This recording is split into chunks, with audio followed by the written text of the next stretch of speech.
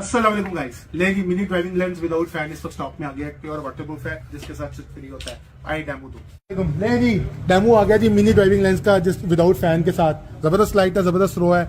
Light आप throw देखें क्या बात है, जबरदस्त लाइट है, जबरदस्त थ्रो है। आप इसके ओरिजिनल देख सकते हैं, येलो कलर है जी, डबल कलर है, स्विच के साथ है, स्विच इसके साथ फ्री है। जैसा कि आप देख रहे हैं रोड विजिबिलिटी आय हाय हाय हाय क्या बात है। 1 पॉइंट हाई है और 1 पॉइंट लो है, व्हाइट कलर के अंदर है जैसा कि आप देख रहे हैं। जबरदस्त थ्रो है, जबरदस्त लाइट है।